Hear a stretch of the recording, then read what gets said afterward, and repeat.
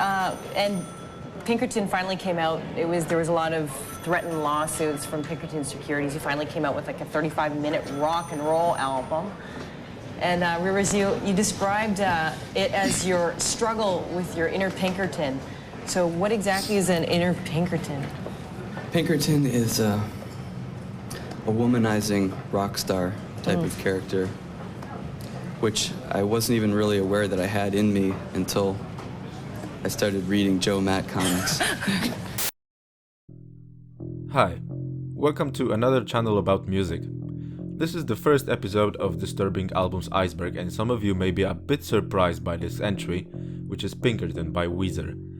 This is the opener for the first tier and the whole iceberg, and the easiest album from here to listen to.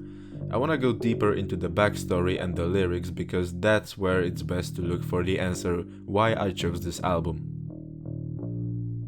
Pinkerton was released in 1996, 2 years after the iconic Blue album.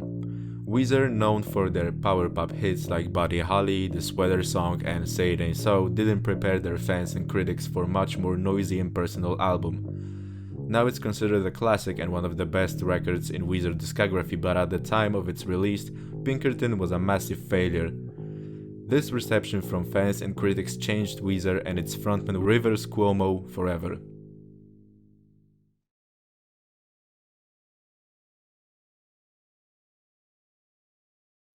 Pinkerton originally started as a rock opera project titled Songs from the Black Hole. It was supposed to tell a science fiction themed story about a rock star disappointed by his fame and lifestyle. The inspiration behind this project is Madama Butterfly, an opera by Giacomo Puccini. Actually, the name of Pinkerton comes from a main character from this opera, B.F. Pinkerton, who basically was an asshole towards women. This idea was scrapped due to Rivers' songwriting becoming much more confessional, but the themes from Madama Butterfly are still present on the final album, such as reference to the other main character Cho-Cho-san in El Scorcho and the closer track Butterfly. In March 1995, Rivers went through a leg lengthening surgery, physiotherapy, and certainly a lot of fucking pain. You can see this pain during Weezer's performance of Say It Ain't So in David Letterman's show, with Rivers' steady position while wearing a leg brace and a cane hanging on the mic stand. Painful results of the operation made Rivers isolate himself during the recovery, especially the time he spent in Harvard University. Weezer's debut self-titled album, commonly known as the Blue Album, was a critical and commercial success. It was also a landmark in 90s alternative rock that pushed them into the mainstream stardom. After a lot of touring, Rivers started to feel lonely. As he said himself in the Pinkerton Diaries, "You will meet 200 people every night, but each conversation will generally last approximately 30 seconds. Then you will be alone again, in your motel room, or you will be on your bus in your little space, trying to kill the 9 hours it takes to get to the next city, whichever city it is." Also, Rivers described his disillusionment in his application letter for Harvard. Blue Album was produced by Rick Ocasek, the legendary member of The Cars, and it has a very polished sound. It's not as soft as some acoustic pop ballad, and it does have louder punkish moments, but overall the production is clear. Pinkerton, on the other hand, was self-produced, and the final result is heavier and more abrasive, which definitely is not a bad thing, but that sound was a bit surprising. I would compare this shift to Nevermind and In Utero by Nirvana. I don't want to say Pinkerton sounds like a Swans record, for example, but you can clearly hear that the sound got a lot more dirty in comparison to Blue Album. The concept of this was trying to capture the feeling of a live performance and to just sound like themselves. Constant pain, exhaustion, stress, frustration, and loneliness. That's how Songs from the Black Hole became Pinkerton.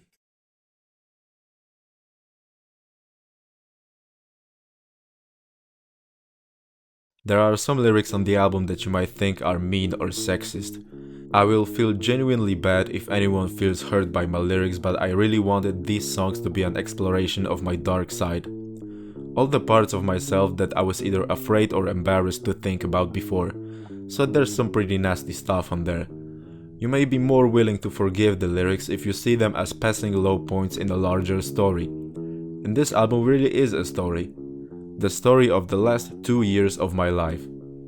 And as you're probably well aware, these have been 2 very weird years. This is the part when you're about to find out why I think it's disturbing in its own very fucking sad way. Main lyrical theme of this album is love. To be specific, looking for love, falling in love, and failing in love. These kind of themes in music are not particularly disturbing, but with Pinkerton it all feels different to me.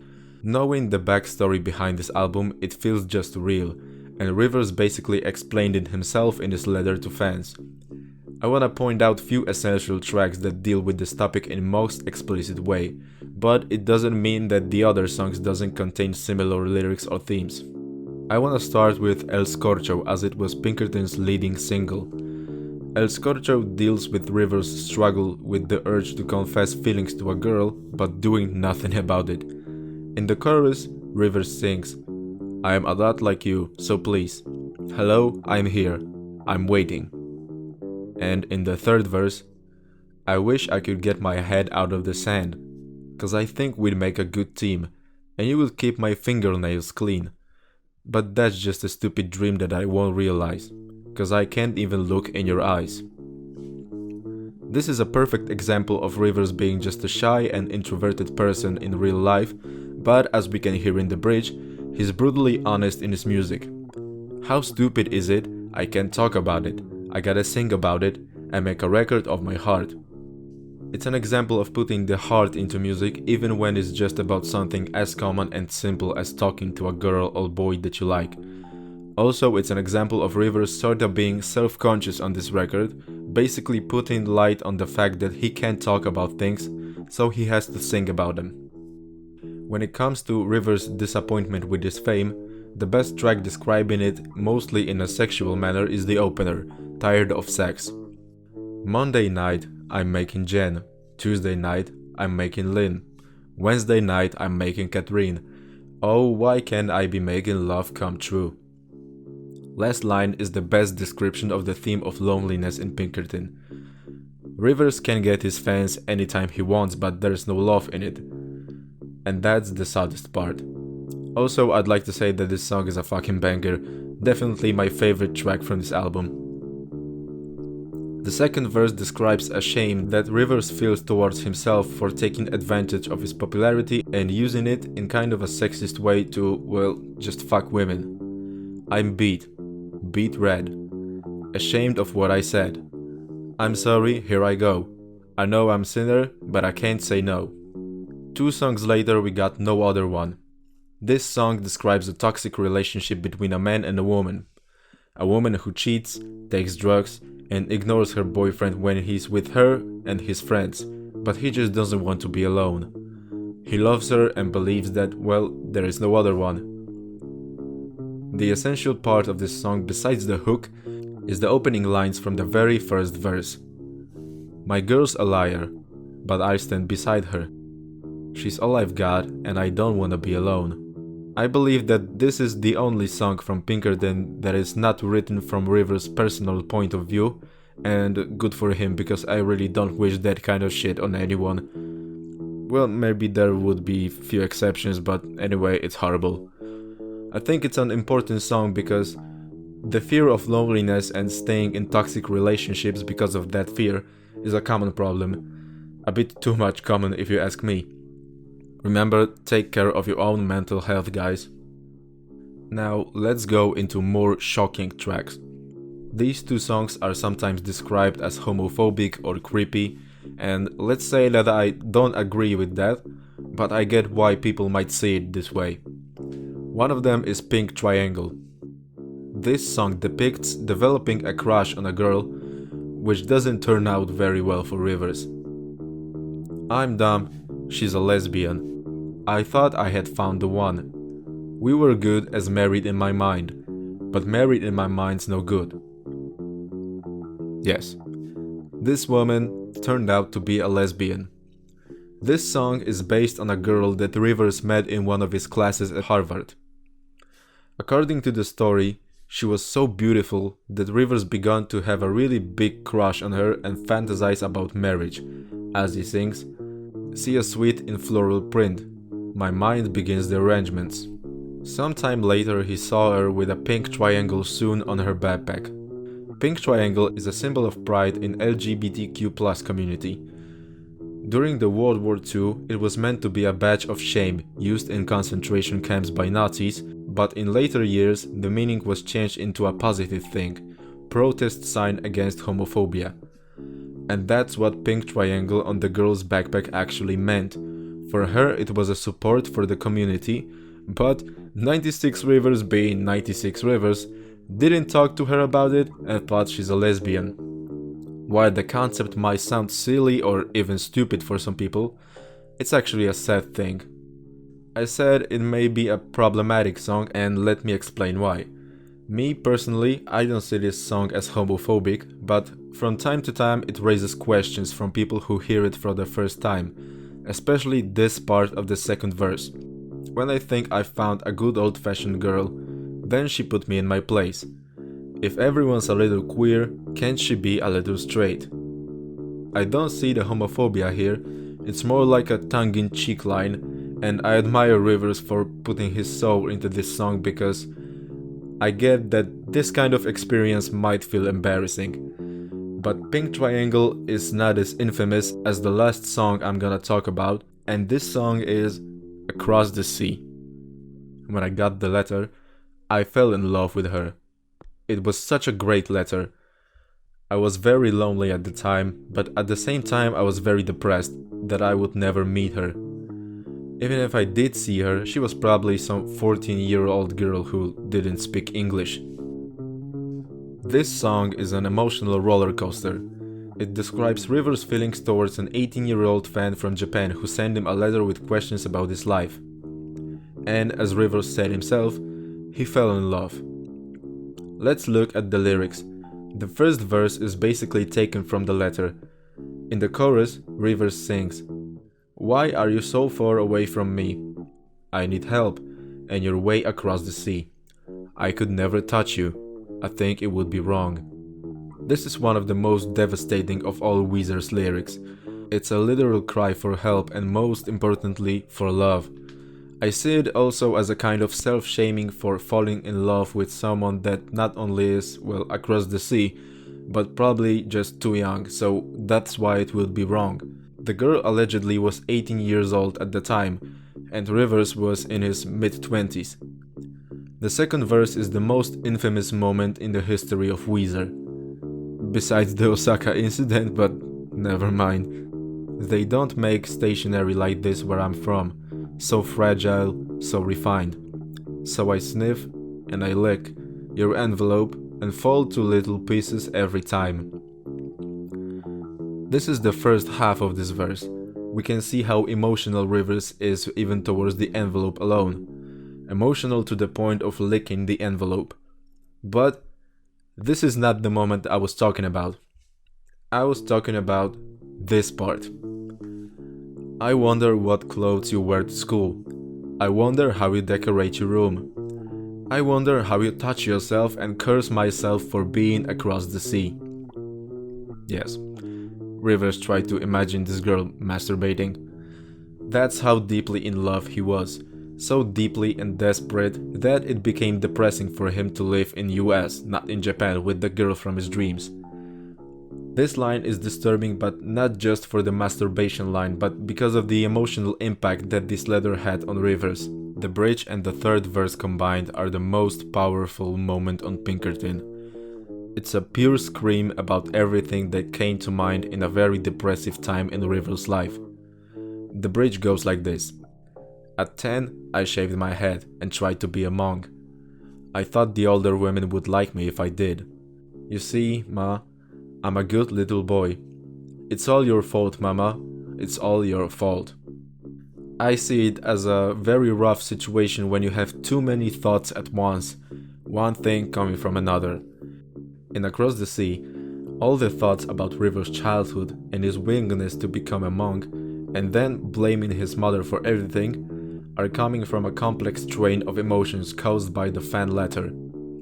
In the third verse we hear, "Goddamn, this business is really lame. I gotta live on an island to find the juice.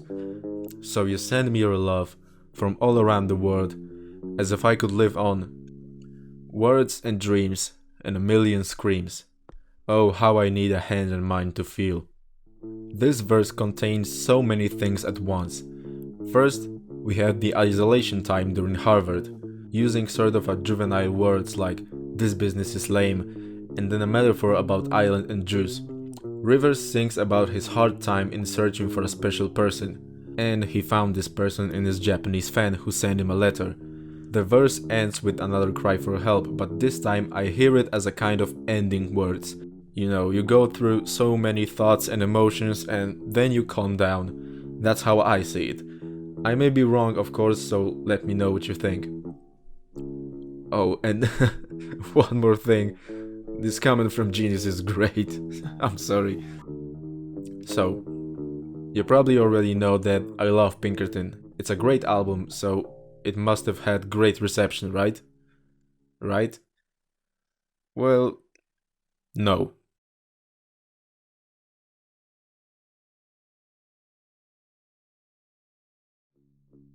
Let's go back to El Scorcho for a second. As I said earlier, this song was a leading single. It failed commercially. The music video didn't get that much of an airplay on MTV, and several radio stations even refused to play it. Why? I don't fucking know, and I really don't understand it. Maybe the media didn't find it as good as Buddy Holly? I don't want to speculate, but this failure was a first bad sign. Almost a month after the release of Pinkerton, the record label tried to save the sales by putting out the video for The Good Life, but it was already too late at the time. The second bad sign was really dumb and ridiculous. I think it didn't have a really big impact on the album. It's more like another red flag in the series of unfortunate events. So what happened? Weezer got sued. A day before the album's premiere, Weezer and their label Geffen got sued by a company named Pinkerton's Inc. for trademark infringement. And this company tried to seek for $2 million for alleged damages. Rivers wrote a 6-page paper defending and explaining why the title was essential for the album. The case was thrown out of court. The judge explained that the hardship of not issuing the Pinkerton disc would be greater for Geffen than any hardship Pinkerton's Inc. or its shareholders might incur from consumers who mistakenly presume the company has anything to do with the album. And then the reviews.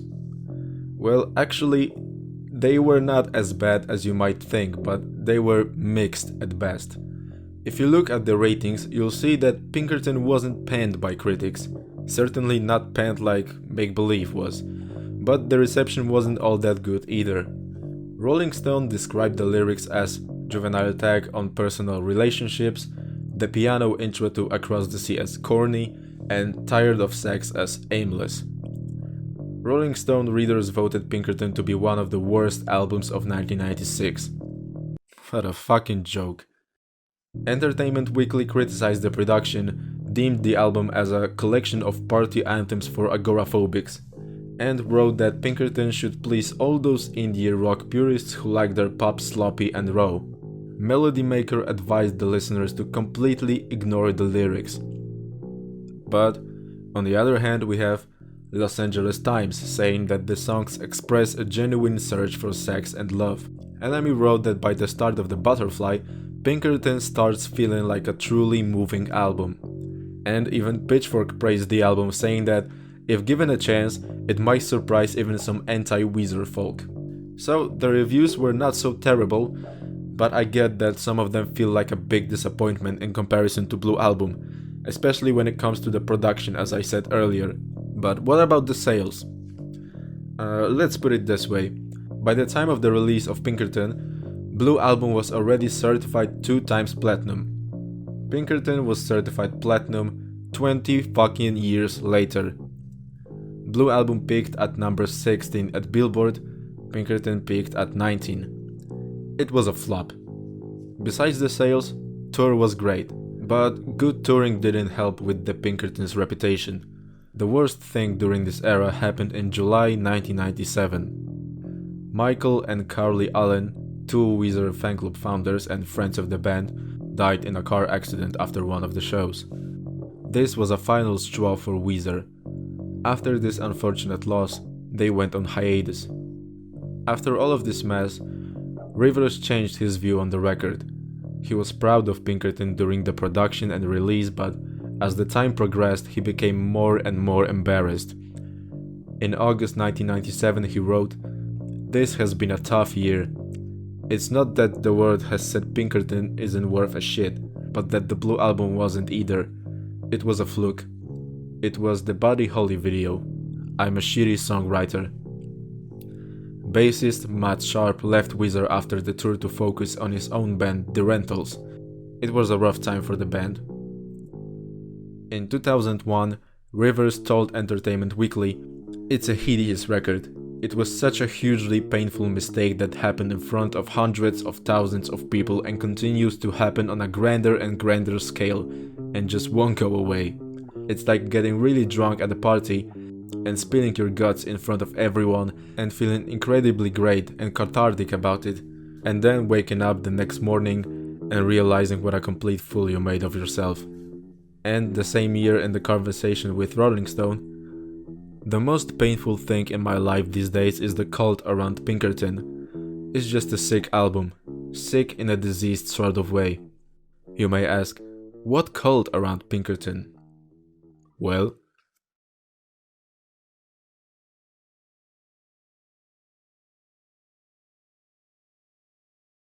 at the beginning of 21st century, Pinkerton started to get the attention it deserved. Finally, it was the beginning of the reappraisal by fans and critics. In late 90s and early 2000s, a new subgenre of rock emerged. It was called emo. Taking inspiration from grunge, pop punk and hardcore punk, emo appealed to young fans with confessional personal lyrics, melody and louder instrumentation. Sounds familiar? Well, Pinkerton is one of the most important albums that influenced emo, if not the most important. Bands like Jimmy Eat World, Dashboard Confessional, or Motion City Soundtrack, you can hear Weezer in all of them. Justin Pierre of Motion City called Pinkerton one of his favorite albums of all time. And critics? After a few years, they loved it. Pitchfork, Rolling Stone, Entertainment Weekly, Kerrang, all these magazines gave it a perfect score.